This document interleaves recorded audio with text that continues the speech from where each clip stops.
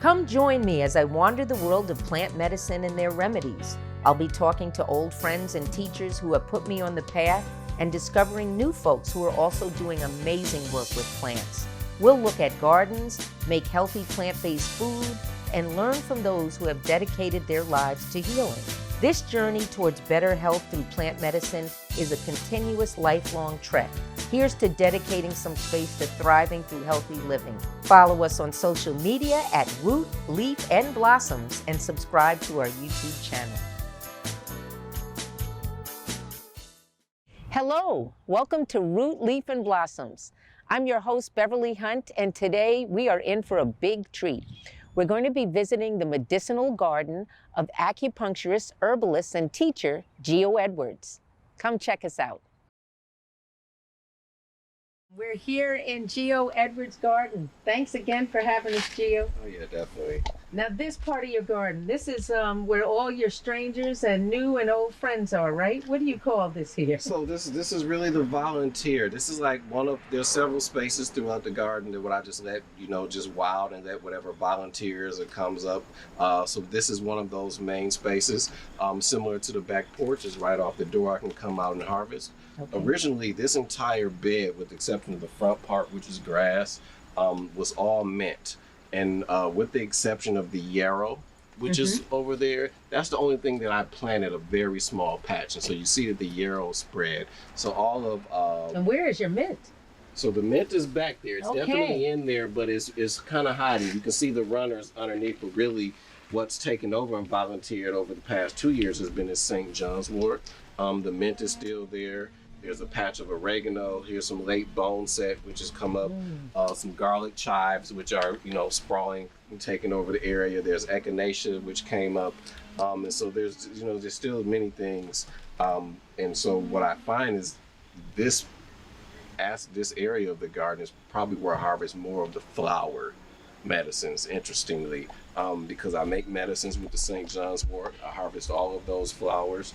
The mint, the leaves and the flowers, my yarrow flowers, I get the echinacea flowers, the L. campaign in this pot here. So it's a plant that's used for, coughs with copious phlegm. And so the roots are used many times. You can make a honey with it just from slicing, taking slices of the root and infusing those in honey. But then there's other ways you can use the roots to make the medicine. Also in Chinese medicine, we use the flowers interchangeably, but typically the roots. Those are planted here. You'll find that throughout the garden as well, because again, it is a lung medicine, and I happen to feature many plants again that have some aspect for treating respiratory illness or lungs. So that's there. And so further down, we have some. The echinacea is here. This is the oregano here, again, where I get lots of oregano to harvest for the flowers.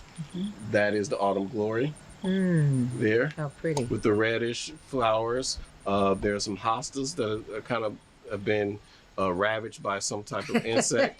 They sure have. We have the rose of Sharon, which I use a lot, again, harvesting the flowers. There's the rose here, which has flowers. There's echinacea, there's mullein. So like I say, it's just flowers, like depending on the time of year. During July, early August, that time of year when flowers, everything is like boom, like this is really an amazing space to see like everything when it's flowering. We're coming back next summer so people can see your flowers. Yeah. Thank you, if you'll let us. Welcome back to Root, Leaf, and Blossom, and we're here in Geo's garden. And Geo, thank you again, and we're going to talk about something that's very important that you taught me a lot about, and that's seed and seed saving and harvesting. You don't just get your seeds from any old place, do you? I don't. Many of my seeds either come from plants that I've saved the seeds myself, from seed exchanges with other herbalists, where we have, through the internet, where we connect with one another. We do seed shares. So I definitely get my seeds from there. I have family members and friends in, other states and places, so I get seeds from those places. So I try to keep my my seed source very tight knit. So with the seeds, I've had the opportunity in the past year to operate as a seed hub with the organization, the Cooperative Gardens Commission. And what that is they distribute seeds to people who operate as a hub, meaning that we distribute to people within our network, within our local area. And so it's an opportunity for those who are looking to get access to grow or get into growing to be able to get access to good quality, viable seed. That volunteer work with the Cooperative Garden Commission is very instrumental because I was able to get some of those seeds that I actually didn't have for plants for growing, but then to distribute those to others within my hub.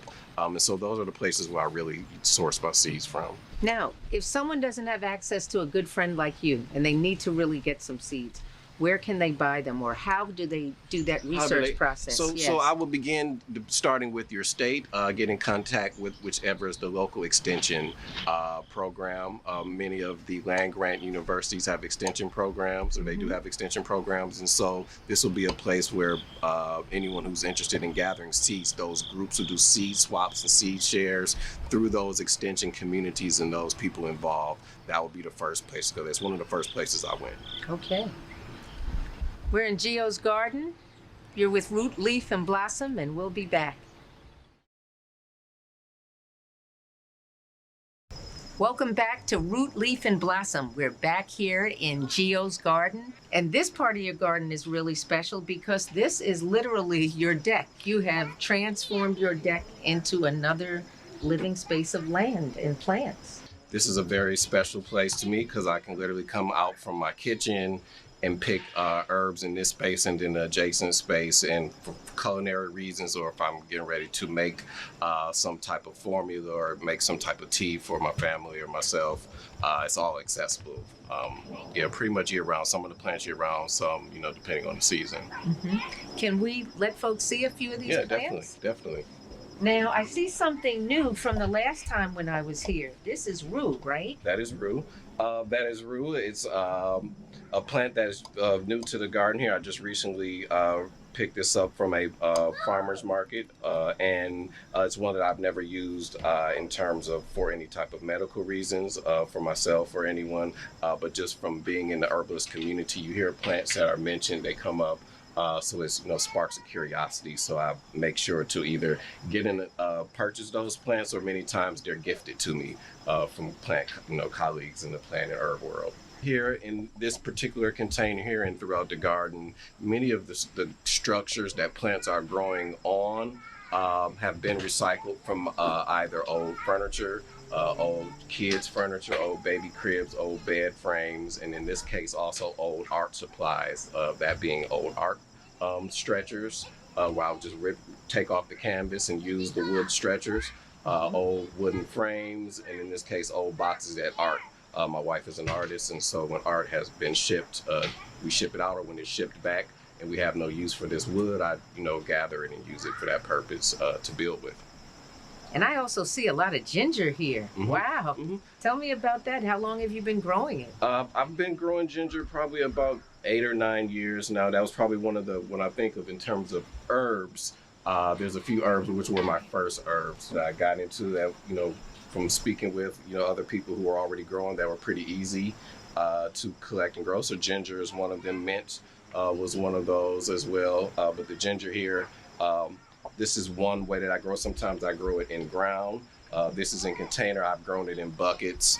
I've grown it in bags. I've grown ginger in, multiple different ways. But the best ginger I would say probably that I've grown didn't come from the ground. It was either in these flats or in buckets, where I got the as far as the harvest that I was able to get from the rhizomes. And so I've kind of stuck to this using these containers. So we're zone 7 here, and you're telling me that we can grow ginger here like you can in the islands? You definitely can. Now, once the temperatures begin to drop, you will want to bring them indoors or just harvest. Save some of the roots or rhizomes for the next year round. Keep them in a cool, dry, dark place, and you can plant them back out the following year. So I'll harvest some, make syrups and medicines with as much of that fresh, and then save some of those rhizomes for later to plant back out. I hope you'll come back and do the DIY with that for us, for those of us who don't know how yet. I would love to. So please, very quickly, you have a very special plant here. What is this and why do you use this? So if you're speaking about this here, Yes. this is a plant is commonly known as the immortality vine or the sweet tea vine. This is Jiaogulan. It's a very delicate, finicky plant. This was, like I mentioned earlier, where I have many plants that come from donations. This came from a colleague, a Chinese herbal medicine practitioner in the area who gave me some small pots of this, and from that, some small containers, I was able to propagate. And so now this is the largest, but I have maybe about 15 or so pots of Jiaogulan. So I usually have it growing in my clinic where I allow it to vine. It's a very finicky plant. It doesn't like intense, like when it gets exposed to sunlight, it just faints. So it likes kind of a little bit of dappled sunlight. And so this is, if you see a nice shady area where it's able to grow, produce these long vines that I just come out and trim back all these vines and then dry it and make my own teas with it. How often do you drink that tea? I would say, a few times a week. Really I'm in the harvesting phase, so I'm not drinking it as much, but once I get it in bulk, I'll just add like about a half teaspoon or so dry to other tea. Like if I'm making black tea, add a little bit of that and, Okay, and I see you've done the common mosquito prevention. Is this for a reason, or? This was a gift. This was also this actual one was a gift from colleagues in New York, and I would not say that it's very helpful for keeping mosquitoes away, but it's very fragrant, and potentially if some of the flower oils were captured and put into some other topical maybe, but the plant itself, just from this area, I don't think it deters too many mosquitoes. I think it's kind of a common myth, or you would need a much more higher density of those plants growing to have that effect. But I keep it by my door to, for the... It was beautiful enough. I mean, who grows plants like you do, As we see a mosquito right here. Yes, I see. Yeah, I gave up on these. I get torn up. I grow them and it does nothing. But I just don't want us to end without looking at the figs. All right. So the figs. This fig back here in this bag is older. That's a few years old that I've just kept in the container. It grows, fairly small. These are all in the pots here. Our recent additions is several varieties, and really I'm really looking to bulk up on the fig just because, with the conversation of ancestral plants. Yes. This is one that I know that on my maternal side, my grandparents, my grandfather grew. My grandmother in Mississippi, this was in Mississippi, they made lots of jams and used the fig plant heavily. So this was one of, when I went through compiling the list of like the plants that my ancestors, grandparents grew, this was on top of the list. And so, the goal is not to have these in containers, entirely, but once we move, the goal is to, acquire a much larger piece of land and get these figs in the ground, and so I can, carry on that tradition of this and other plants. Here at the home of my good friend, Pastor Brenda Givens. Welcome, Pastor Givens, and thanks for making me feel so welcome. You're welcome. Anytime.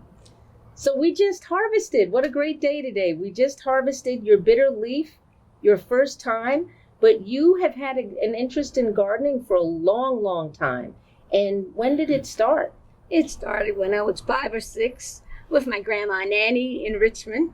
She had a plot of land behind her house. Never had anything out of a jar or frozen. So we had corn and peas and lima beans, all kinds of tomatoes. And I would sit in the summertime on the back stoop, shucking the beans. And then later on that year, every Sunday we went over to her house and we always had delicious vegetables, homemade vegetables. And so I think I started a love of it then. I mean, I didn't do anything until my little great-grandbaby, who's Callie, she's now 6. When she was a baby, I'd started doing the gardening. So I started out really big. I had sweet potatoes, tomatoes, peas, all kinds of stuff out here. I mean, anything that I could put in a grow box. I started in the grow boxes. So peppers. And that just 6 years ago. And 6 years ago. And then with my husband being sick, I kind of got away from it. But then all of a sudden I thought, I need to grow some stuff. So I started inside the house with tomatoes and the peppers and cucumbers. I didn't think cucumbers were going to be such an abundance. I must have had about 12 plants of cucumbers. So guess what? All summer I never had to buy a cucumber. You did well with the cucumbers, and I was the benefit of a few of those gifts. Yeah. And then you also have you had lots of peppers, I see. Your peppers did very well. As a matter of fact, in the future, we're going to show folks how to make some hot sauce with these peppers of yours. Something that people can do right in their homes. There's still the last of the tomatoes over there. And I also have some in the house that I grew in a jar. This is asparagus, believe it or not. My sister got me started on that. And I thought they had died. And it's 3 years. I thought it had died. They were over there. And I put them over here. And all of a sudden, they started coming back again. She said, 3 years, Brenda, you'll have some more asparagus. Okay. So it's a lovely hobby to have. And you mentioned for a while that you started doing this after the birth of your great-granddaughter you were watching, and how you had to get away from it when your husband became sick. But as a widow, you've come back to gardening, I'm assuming, as to find a place of peace. I love seeing things grow, new life. Yeah. So, like I said, I started it probably early spring in the house with little seedlings, and it just really took off. And I love your garden because here it's right in the back of her patio. Your garden is what we would consider an urban garden, meaning it's not in the ground. You have containers, and they work very well. Again, I've been the beneficiary of some great tomatoes and peppers and cucumbers this year. And now we'll have our medicine. What would you say to those who are considering starting a garden but have never done anything in their lives? How would you advise them to start? Start small. I mean, you can even go to Lowe's and get jars where you can grow tomatoes and all kinds of herbs right from your kitchen windows if you don't have a patio that you can put them out on. And you'll be surprised at what will grow, because it takes a while, but have faith, it will grow, and then you'll be able to eat it and share with your family. It's fresh. My friend, in fact, her daughter doesn't even like tomatoes, and I gave her some of my tomatoes, and she put it in her salad. She's like, oh, these are the best tomatoes I've ever eaten. So it's like, hey, it's wonderful. So you're convincing other people to eat fresh foods as well. Yes. Yeah, that's awesome.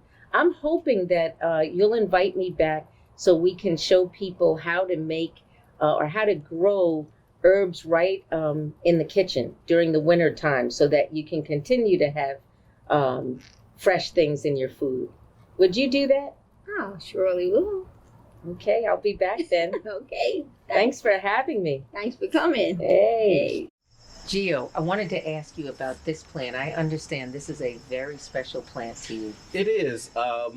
So when I first embarked on growing medicinal herbs, and with my background being Chinese medicine, from the various herbs and plants that we learn about in that tradition, this was one of the first plants that I purchased seed for and successfully was able to get to germinate. And so this pot, you see, this is a 7-year-old, still from this pot, 7-year-old, growth. And this is actually what's called Cotinopsis or Dangshin. They call it the poor man's ginseng.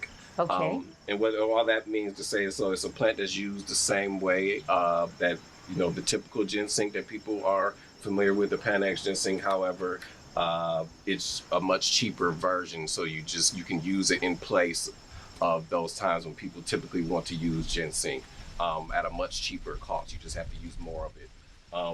But then the other reasons, because most of the herbal plants that I chose to grow were for those that had a benefit either on lung function and digestion, or a combination of those. So this is one of the herbs that have affinity for the lung and spleen in Chinese, in TCM, how we refer to it. So helping with shortness of breath, things like that. This is a plant, and so this is a plant that was one of those that I, highly sought out to be able to have in the garden for that purpose. To be able to, so now I have, get the seed, and then now I've grown seedlings in my own small version of the nursery that I keep here to give away to others.